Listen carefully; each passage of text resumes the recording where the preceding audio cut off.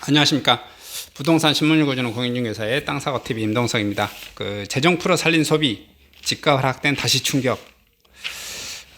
한국 소비 집값 분석 보고서에 따르면 집값이 오르면 소비가 늘어나지만 집값이 떨어질 때는 큰 폭으로 소비가 줄어듭니다. 이 연구 결과가 나왔어요.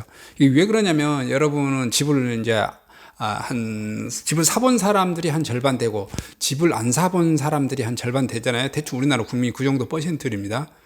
보통 50% 전후로, 그래서 40% 전후로 이렇게 되어지는 거니까 집을 가진 자와 가지지 못한 자, 가진 분, 못 가진 분 이렇게 되어졌는데, 대체적으로 집을 가진 분들은 내 집을 3억 주고 샀는데 4억이 되고 5억이 되면 기분이 좋아요. 기분이 좋고 소비가 더 이루어집니다. 이건 100%입니다. 실질적으로 저희가 부동산, 제가 중개사하고 현업에 있다 보면 대체로 소유자들 기분이 좋아서 소비가 더 이루어집니다.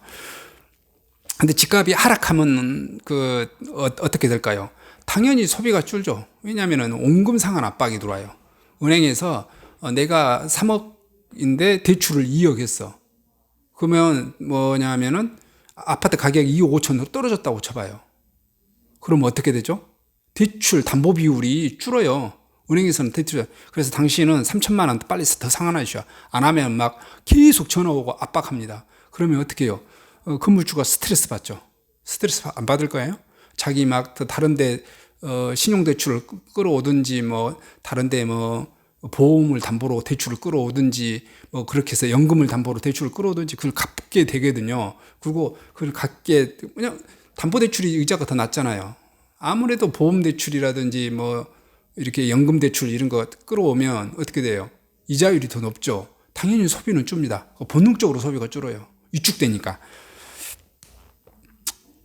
한국경제연구원이 25일 내놓은 경제연구에 실린 영문보고서에 따르면 전체 가구를 대상으로 할 때 집값이 1% 오르면 가계소비는 0.19% 증가하고요.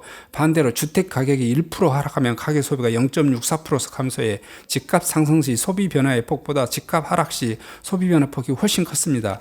이승윤 한은경제연구원 부연구원은 일반적으로 경제 주체들은 자산가치 상승보다 하락에 더 민감하게 반응한다는 이론이 이번 분석에서 확인된 것으로 설명되어 있고요.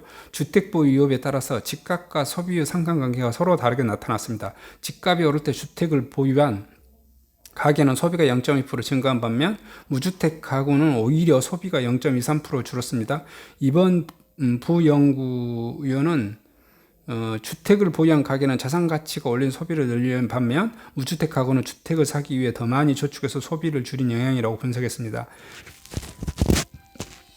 집값이 떨어질 때 정반대 결과가 나타납니다. 주택 가격이 1% 하락하면 주택 보유 가격은 소비를 0.64 줄였지만 무주택 가구 수는 소비를 0.04 늘리는 데 그쳤고요.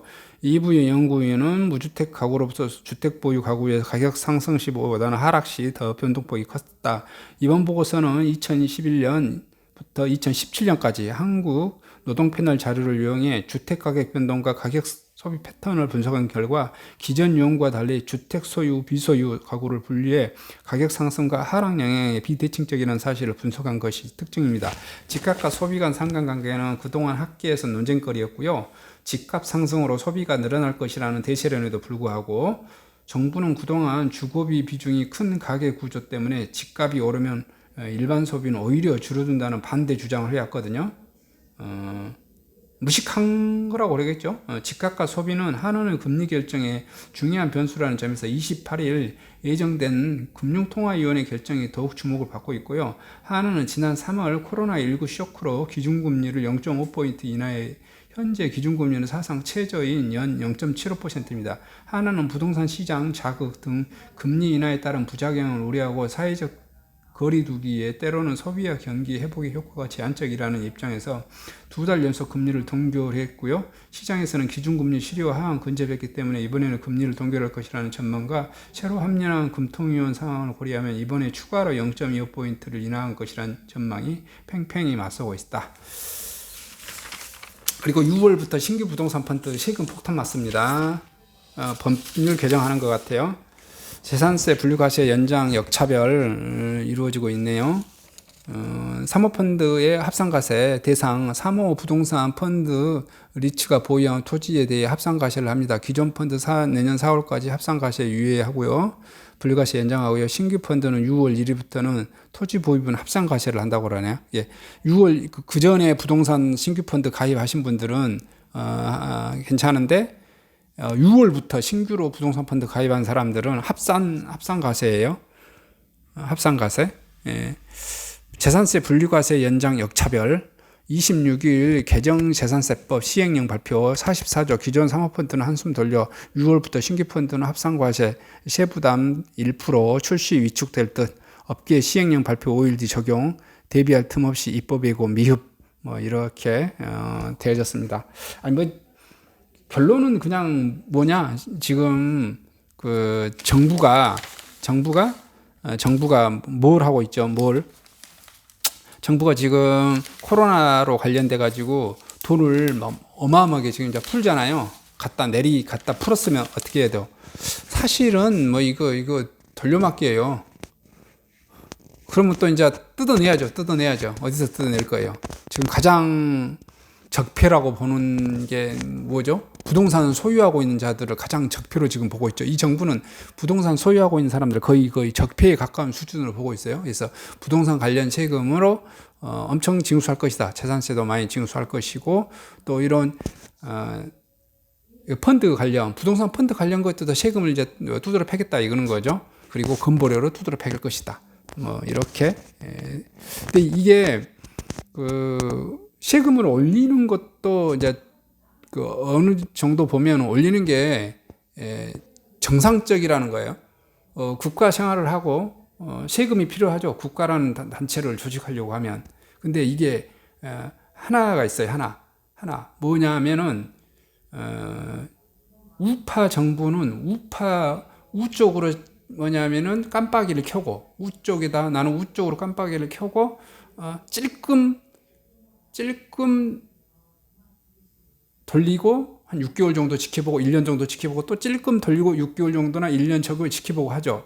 이걸 계속해서 한 5년, 7년, 8년, 10년 이렇게 장기로 보고 이렇게 하거든요. 근데 좌파들의 특징이 뭐냐면 좌파 정부의 지금 계속 특징 보면 아시죠? 왼쪽에다가 깜빡이 켜고 90도로 꺾어버려요. 제가 좌파들의 정부의 특징을 보면 이게 좌파나 우파나 서로 뭐냐면은 잘 살고 잘 먹고 잘 지내자는 게 가장 큰 목적이거든요. 근데 이제 우파 쪽에서 보면은 타이밍 포커스가 좋은 점이 있을 거고 또 좌파 쪽에서 보면 좌파도 좋은 점이 있어요. 근데 좌파들이 항상 실수하는 게 뭐냐면 이것을 빨리 좀 달성하려고 하는 것 같아요. 빨리 달성하려고. 그래서 어떻게 해요? 좌쪽으로 깜빡이 켜고 꺾어요. 얼마나 빨리 90도 휙 꺾어버려. 그러면 자동차로 운전하면 그잖아요. 여러분 30대, 40대, 50대 정도는 이게 안전벨트 매고 시속 100으로나 7, 80으로 가다가 80으로 가다가 브레이크 안 밟고 휙 꺾었어요. 그냥 돌 수 있죠. 근데 생각을 해봐세요. 초등학생이나 유치원생이나 7, 80 넘은 사람들이 시속 7, 80이나 100으로 달리면서 브레이크 안 밟고 그냥 휙 꺾으면 어떻게 되죠? 튕겨져 나가겠죠. 튕겨져 나가지 않을까요? 그래서 좌파에서 봐보면은 좌파 정부들은 가난하고 서민적인 사람들을 많이 유해주겠다고 하는데 도리어 어떤 현상이 벌어져?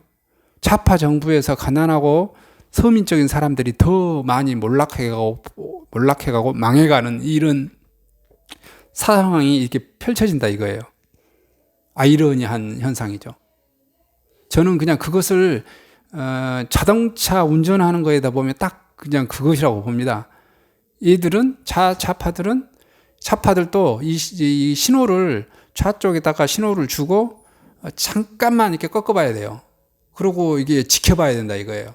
한 1년이나 이렇게 어떤 반응들이 나온가. 그거 또 좌측으로 또 하고 또 지켜봐야 되는데 좌파들은 어떻게 한다? 좌쪽에다 신호 놓고 휙 90도 심지어는 얼마나까지 180도까지 줘서 역주행도 하더라.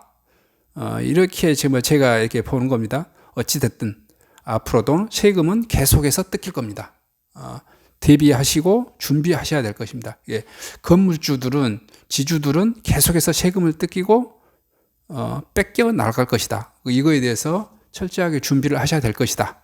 이 말을 말씀드리고 이상 마치도록 하겠습니다. 감사합니다.